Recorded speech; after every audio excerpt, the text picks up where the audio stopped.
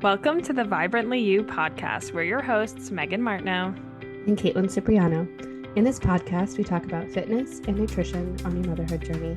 Whether you are trying to conceive, pregnant, postpartum, or beyond, you are welcome here. Nothing is off limits, and our goal is to support you in this important season of life so that you can feel vibrantly you.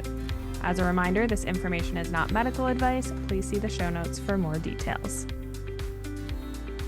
Welcome back to the Vibrantly You podcast. Today we have a solo episode and we are going to be chatting all about how to nourish yourself during the first trimester of pregnancy. This is one that is such a challenge for so many women, and I think while we do a good job in the nutrition space about talking about strategies with this, I do think there is always a room for improvement in terms of not only just the strategies, but offering ourselves more grace and more gentleness during that time period, just in general, because it can just feel like more complicated than maybe you were expecting for it to be, right? Even if you come into pregnancy with a good nutritional foundation, you might feel like nothing sounds good. You're hungry, but you're also nauseous at the same exact time. Or like you do that walk to the fridge and you look inside and you immediately close it again because, let's be real, nothing sounds good. And so again, there's that advice to like just eat small balanced meals. And again, it's like, okay, helpful strategy, but what about when crackers feel like my only safe food? So today we're going to just talk about how you can simplify things and not feel like I need to follow this quote unquote ideal pregnancy nutrition, but what are some more tolerable meals that you can actionably incorporate even when you're having a really tough day. And so your body, like first and foremost, your body is doing a like enormous amount of work, right? You are not only growing baby, you are also growing the placenta, you have hormonal shifts that are going on, there's changes in blood volume, and now, on top of the like physiological load there, you are dealing with nausea, fatigue, and food aversions. You're like, great, okay. So the goal right now is not to like optimize everything. It is about keeping something in your system, supporting our blood sugar when and where we can, adding in nutrients in small, flexible ways, and just trying to remove as much like friction as possible from things.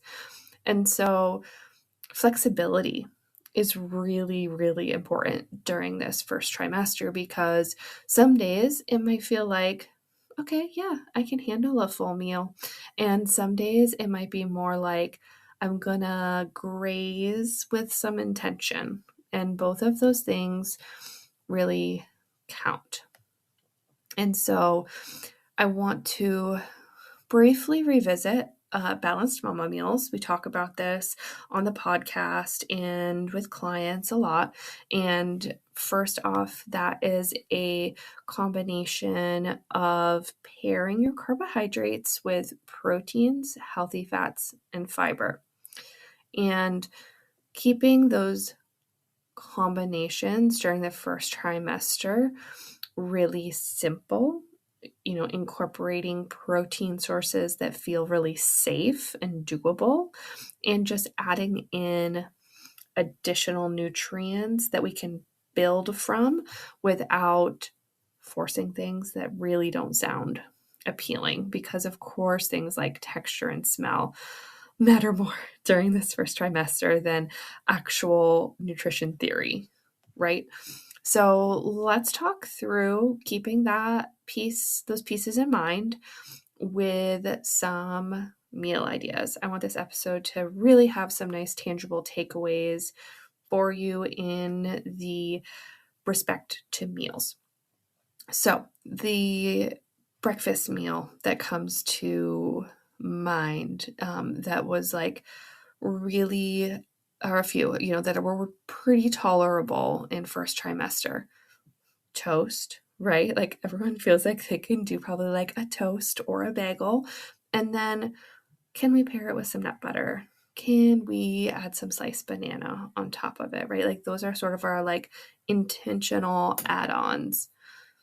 Oatmeal tends to be a pretty safe carbohydrate source for a lot of mamas too. So can we add in like some honey or berries, maybe some chia seeds if that feels like a tolerable texture?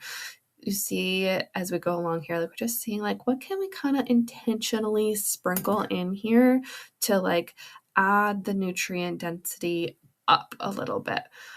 Greek yogurt with some like granola if you're tolerating like a colder foods or dairy right now, and same kind of thing with like a smoothie. Like if that like coldness and like texture wise feels like it's hitting, can we add in some, again, like banana or berries, nut butter, maybe like spinach or riced cauliflower, where we're really like blending it in and sort of like hiding it right into the mix of things. So those are some, again, like simple wins that tend to be generally like nausea friendly.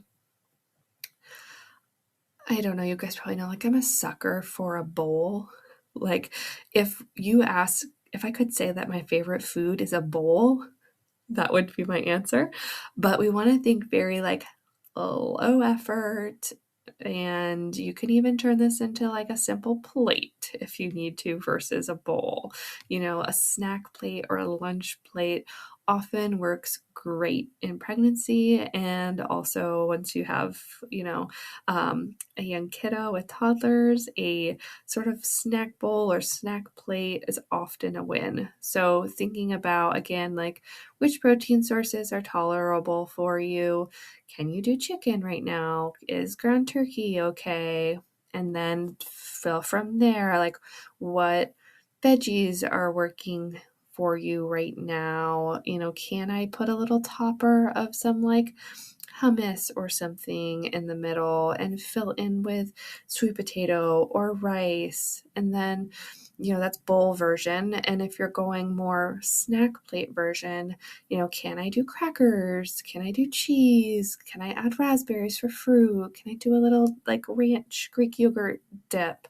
So building out bowls and plates that feel really low effort are going to be great. They don't need to be fancy. It just needs to be something that stays down. Am I right? Then, if you are thinking, just like snacks in general, I think that I want to really like normalize that the first trimester like may look like more snacks, and that's okay. And again, it's about like, can we just like add some things with intention, right? Can we pair apple slices with a string cheese? Can we do crackers with some hummus? Again, we're just sort of seeing like, what can we pair? What can we tolerate? Another strategy that I love, which helps with, not relying on more like packaged process type snacks, is to actually split your meal in half. So let's say like you really can only do like small amounts of food right now. Let's say you're making that like sandwich or toast sort of situation from earlier, can you do half of it at 11 and another half of it, at 1 to 2 hours later?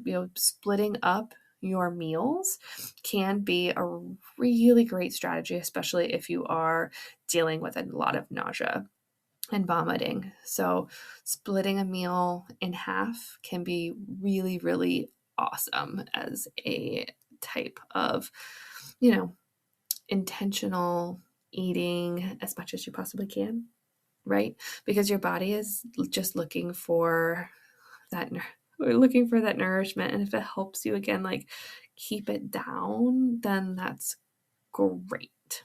Okay. Again, I want to just mention that this is like one phase of your pregnancy. And I know it's so, so hard when you're in it and when you're in the thick of it. But for most people, it is really a short phase. It's a really tough, probably 6 to 8 weeks potentially. They say that the not like quote unquote morning sickness, although you can be nauseous at any point of the day, you can be sick at any point of the day, the peak is weeks like 6 to 10, right? So that's 4 weeks, and then plus or minus either side of it, right? For people. And zooming out can be really helpful when you're in the thick of it, and just recognizing that this is temporary and I am just going to simply try to do the best that I can. Okay. So you are not meant to be like, again, optimizing or eating perfectly right now. It may feel like you are really just in survival mode and you are like trudging your way through it. But even like small and just trying to make small, consistent meals can be really, really beneficial. So see what you can do. Can I find a few new options for my rotation that feel safe, that feel guilt free, that just like help you move forward? So I hope that some of these like meal ideas and tangible actions, feel helpful, feel like you can implement. And if it is, you're really going through it right now and you need some more support, you have questions, please feel free to reach out. You can DM me on Instagram at Wholesome Huntress Nutrition, or you can check out my website at wholesomehuntressnutrition.com. I hope everyone is having a wonderful day, and we will see you back next week.